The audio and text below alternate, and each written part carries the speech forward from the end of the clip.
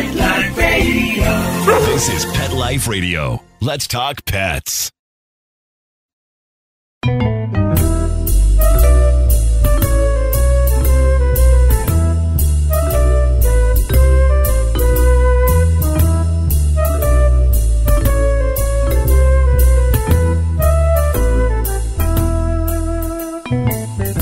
Welcome to Catitude. I'm your show host, Michelle Byrne.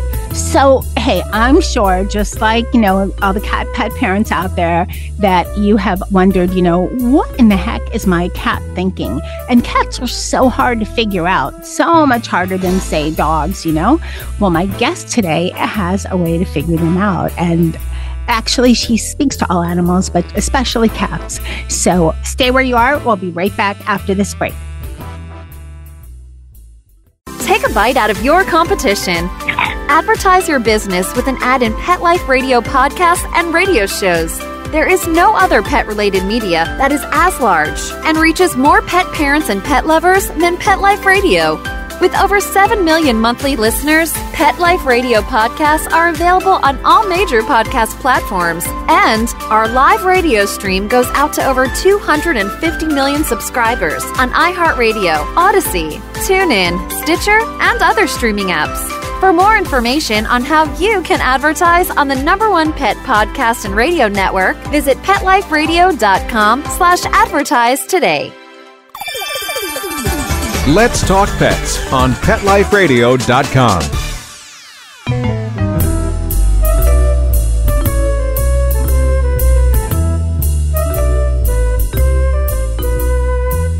Welcome back, everyone. I'd like to welcome Danielle McKinnon.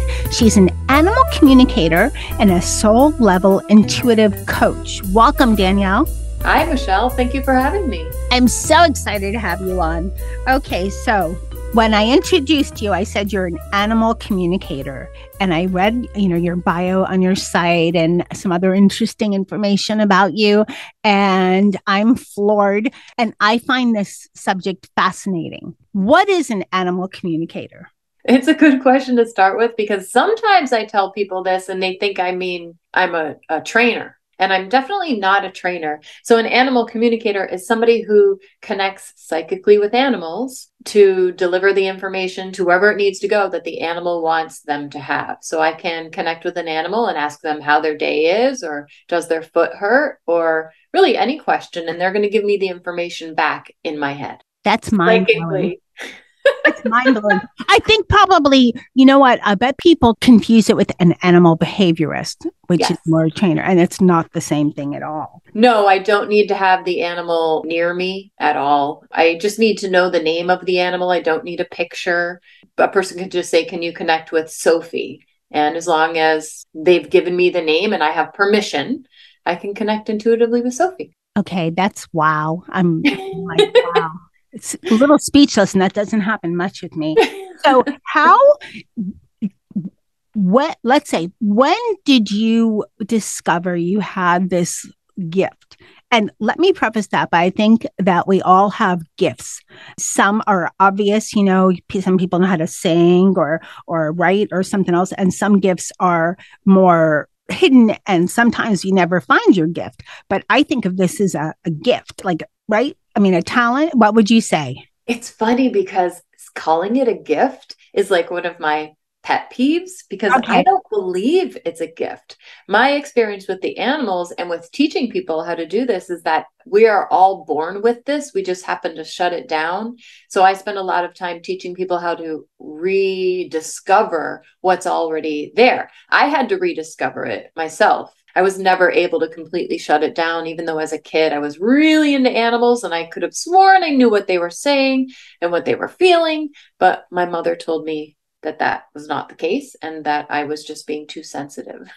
So when I discovered that this was a real thing was much later after college, when my dog got sick and my husband and I and our vet, we couldn't figure out what was going on. And she'd been in the vet for 4 days. A friend told me that there was a pet psychic, because that's what an animal communicator is, a pet psychic, in our town doing actual readings. So I grabbed my dog and I grabbed my science my PhD husband and brought them to meet with this pet psychic. And it was what happened in that reading with that guy that made me realize, wait a minute, this stuff is real.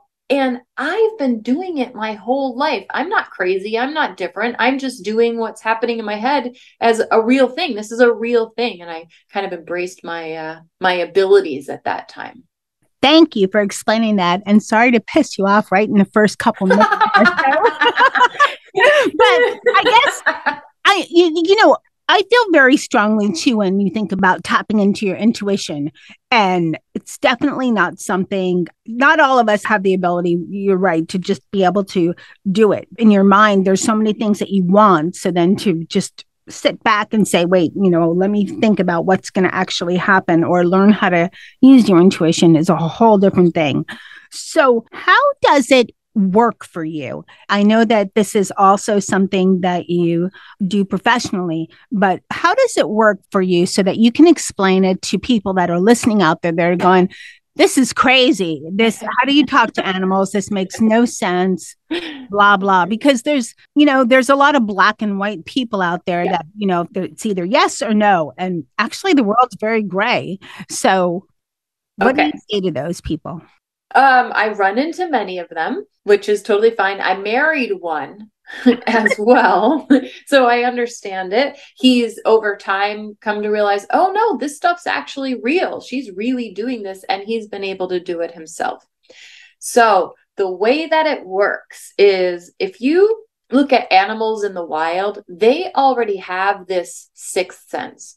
You meet the elephants who can, quote unquote, detect their elephant friends 500 miles away. You watch the two dogs in the field that are a quarter of a mile away, and they're both crouched down. And at the same moment, they're seeing each other. And at the same moment, they happen to spring up at exactly that minute. They're connecting with one another intuitively all the time, every day. That's how animals survive in the universe. That's when you see the birds all flying in unison. All of these are ways that animals are using their intuition every single minute of every day. We have this when we're born, we shut it down. So what happens is, when we're looking to rediscover this, we have to open up again to how the animals are actually sending this information, because your cat is sending you intuitive information, whether you're picking it up or not. That is one of the ways that your cat is going to communicate with you. So when we learn how to do that, it's amazing. It opens up a whole new avenue in the relationship. So your cat can send you, and it's really all animals, but can send you pictures. That's how it works for me. The cat will send me pictures in my head, can send me sounds, can send me visuals, little movies or quick little pictures. They could send me feelings in my body, emotions, sensations in my body. And they also do a lot of sending me information, kind of like a download that you would get on your phone. When you wake up in the morning and you're like, oh, my phone updated itself. Animals have the ability to just download a little chunk of information that they want you to have into your head. So learning to do this, and what I do every day, is I put myself in a position where I'm open to receiving that information, and I've learned how to grab it when they're sending it to me. Did that make sense? Yes, it does. Cool. Yes, it does, because I've had experiences myself, not involving animals, but just certain things intuitively that I just knew were going to happen. Yeah. And when I mentioned it was going to happen, here, quick little thing. When we moved 6 years ago, the house, like most houses, came with a washer dryer. And I just had a feeling something was going to happen with the washing machine. And they were brand new, or pretty new, and I thought something's going to happen. I thought, I'm not going to touch it, because if I just turn it on, my husband's going to go nuts and he's going to blame me. So I told him, I said, can you figure, I did this lame excuse. I said, can you figure it out? It's so complicated. Can you turn it on? And he turns it on, and the whole thing flooded.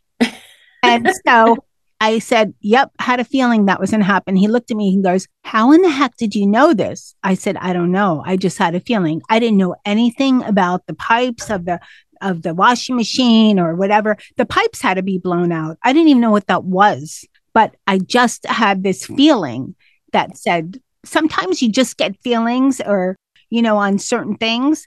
And so in a very strange situation that happened, and it doesn't happen to me much, I can understand what you mean, because he was shocked. He was just going nuts. He goes, I don't know how you knew this. If you knew this, why did you have me turn it on? I said, I didn't know what was going to happen. I knew something was going to happen and I was going to get blamed. So I didn't know that was going to happen.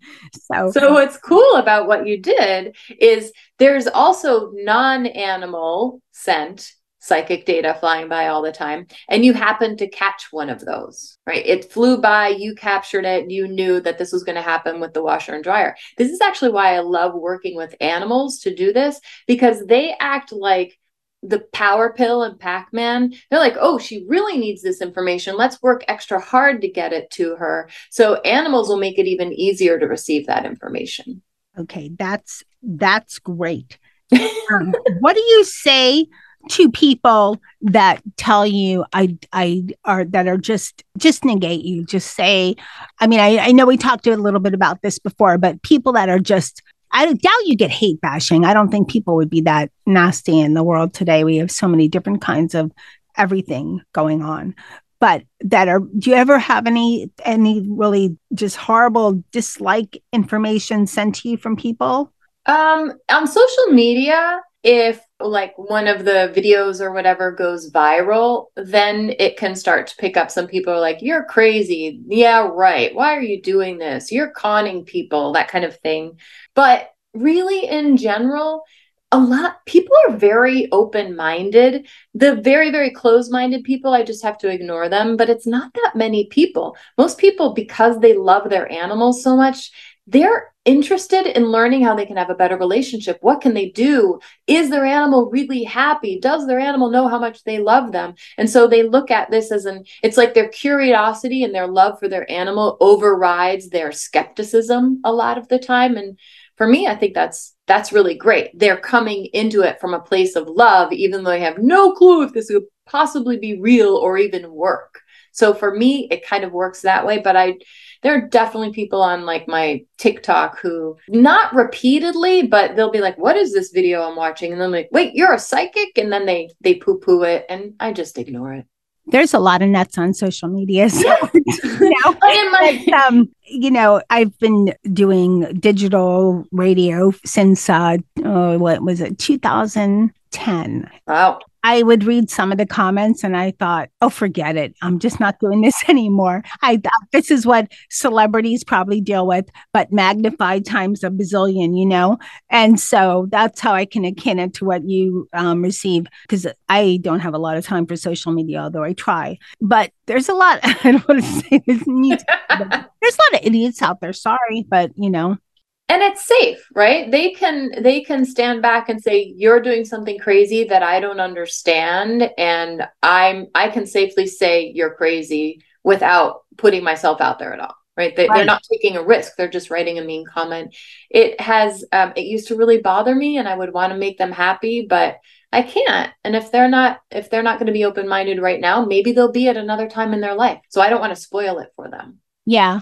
When they grow up or something. Yeah. Or when things shift and they realize, oh my, I love this cat so much. I just really want to know what's up. Love drives a lot. And we're going to take a short break, and we're going to come back and find out how we can, as pet parents, understand our cats a little bit better. So we'll be right back. For those fortunate to have experienced the deep bond and unconditional love of a companion animal, the death that follows can be one of the most difficult and misunderstood losses to go through. Many times, this devastating loss goes unrecognized and trivialized by family and friends, leaving grieving pet parents struggling to find healthy ways to cope with the loss. In And I Love You Still, a thoughtful guide and remembrance journal for healing the loss of a pet, Dr. Julianne Corbin calls attention to the difficulties unique to the loss of a beloved pet and provides an interactive and compassionate guide to help you process your loss and work towards coming to a place of peace and healing. For those interested in journal therapy, and looking for a professionally written and compassionate resource to help understand and reconcile the grief associated with the loss of your pet, this book is for you. And I Love You Still, a thoughtful guide and remembrance journal by Julianne Corbin, is now available for purchase on Amazon and other major book retailers. Let's talk pets Let's talk pets on Pet Life Radio. Pet Life Radio. PetLifeRadio.com.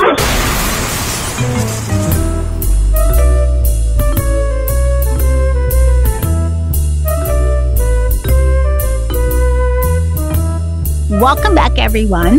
We're talking with Danielle McKinnon. She's an animal communicator and a soul-level intuitive coach.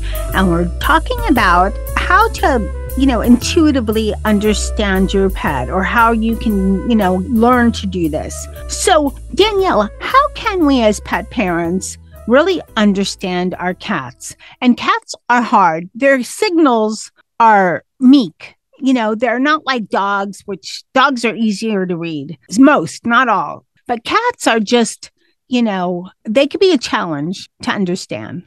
It's so interesting because since I connect with them intuitively, I don't feel that way at all. In fact, I feel like cats, when I connect with them intuitively, are very clear about their boundaries and what they want and what they don't want. And they have the opportunity now to speak it. They're able to say, well, I don't like when she runs up to me that quickly. I want my space. When you add in the ability for a cat to speak their stuff instead of just reacting in the physical, cats are really, really great communicators. And they're usually very clear about what works for them in their life and what doesn't.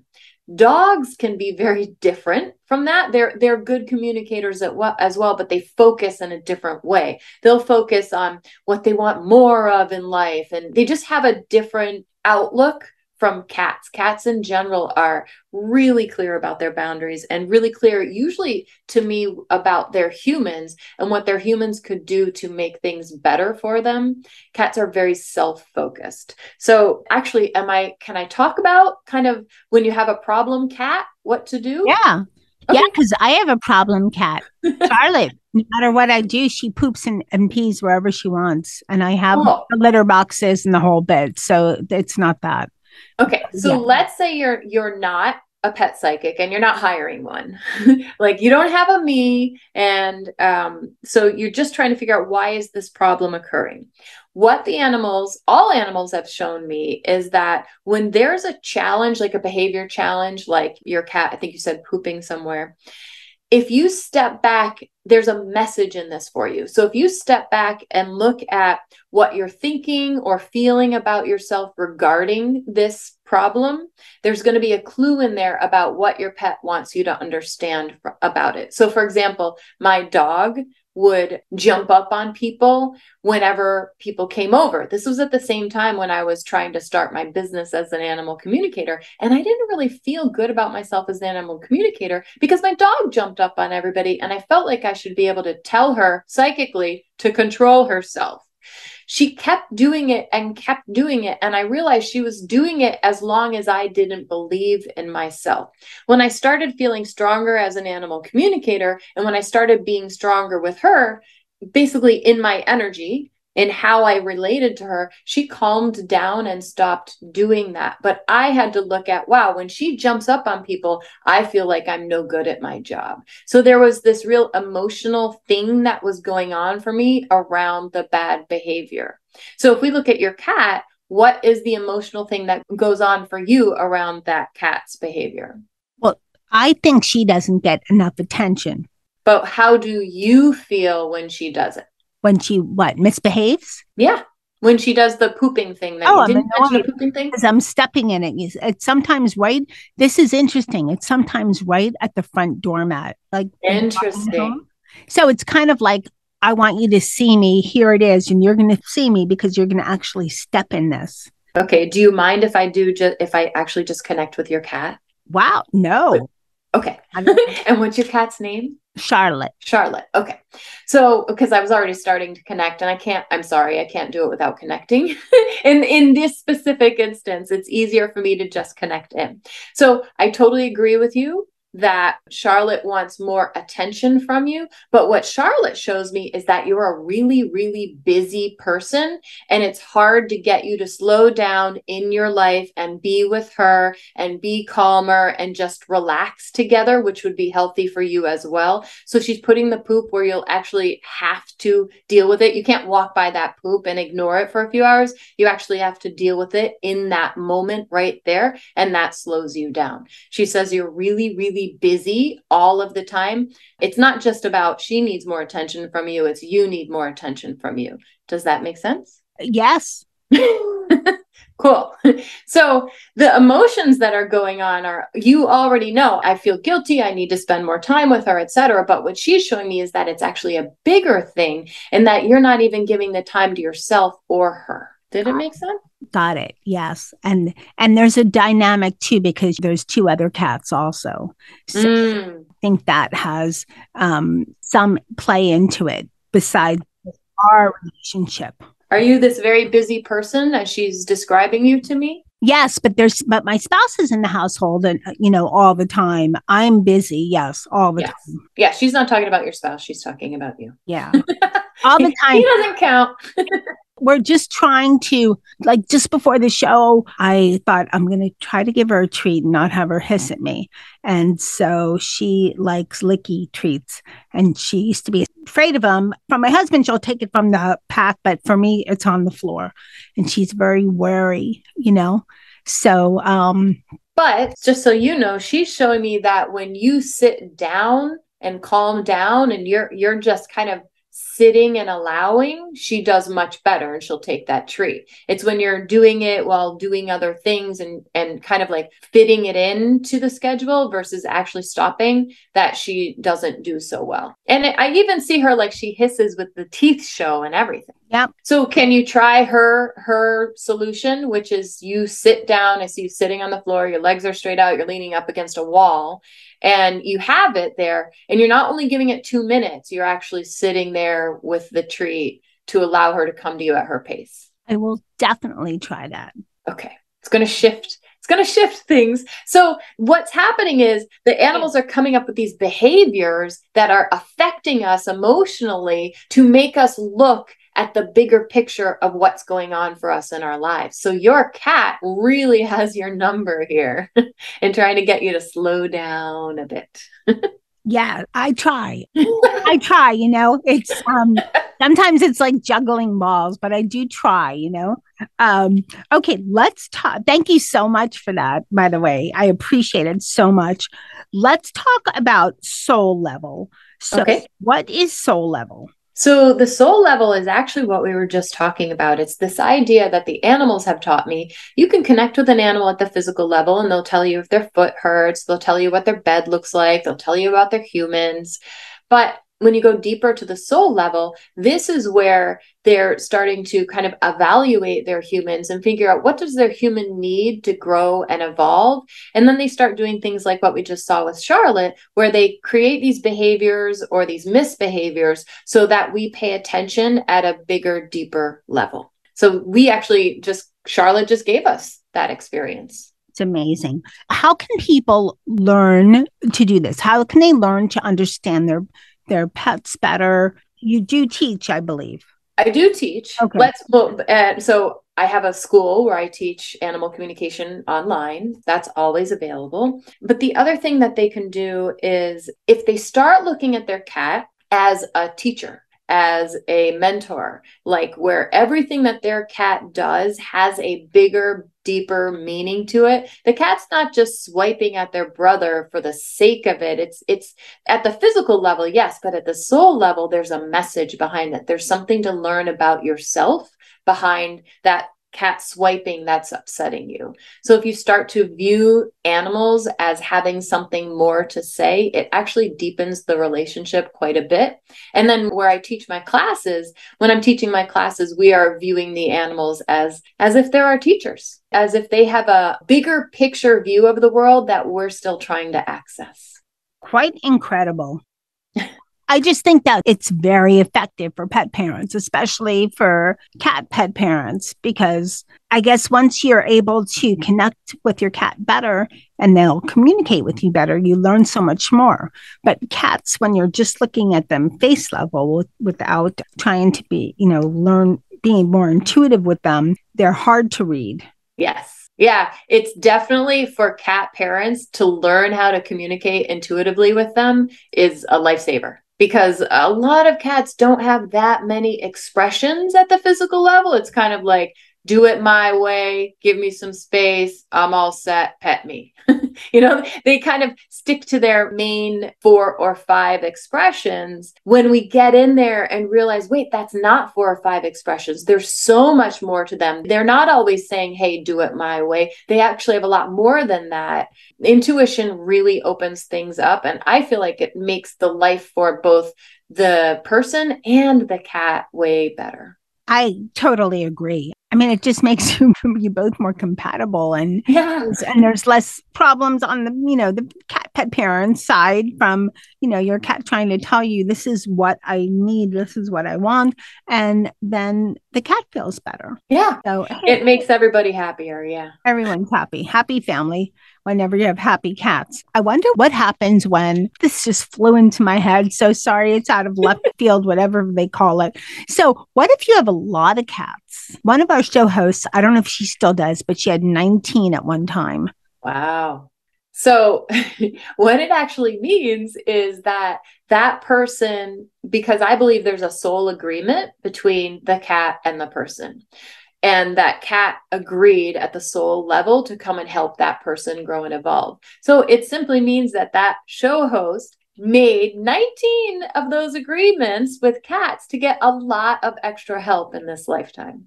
Wow. I don't know if she still does, but I do the line at 5. 2 are outside because that's their preference. So, okay. Well, I'm going to definitely pay more attention and see what I can learn from my cats. Where can people find out more about you, Danielle, as far as to take your course? And I know you've also written a few books. Yeah. My website is DanielleMacKinnon.com, MACK. Although I think you can find it if you type in MC. And that's where my school is, and that's where my videos are. And I have a YouTube channel hooked to that talks a lot about how to connect with animals. And my books, you can get my books through my website. It'll direct you to the bookstores and Amazon where the books are. Wonderful. Danielle, thank you so much for coming on Catitude and sharing your wisdom. This has been such a fun show. I appreciate it so much. And I am going to follow your advice with Charlotte for sure. And I'll let you know what happens. So thank you again for coming on Catitude. Thank you for having me.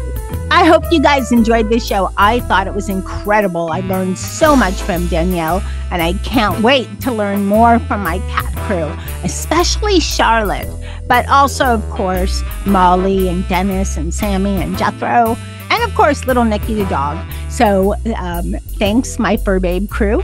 Thanks to my guest, Danielle MacKinnon, for coming on Catitude. Thanks to everyone listening to Catitude. Oh, I appreciate it so much. There's so many great shows. If you just started listening, we go back to 2017. There's a lot of different shows. So, go ahead and explore. The best place would be PetLifeRadio.com. So thank you, Catitude listening audience. I appreciate you so much. And of course, this wouldn't be possible without the genius of my producer, Mark Winter. So thank you, Mark Winter, for making my guest and myself sound amazing, which results in just an amazing program for all of you Catitude listeners.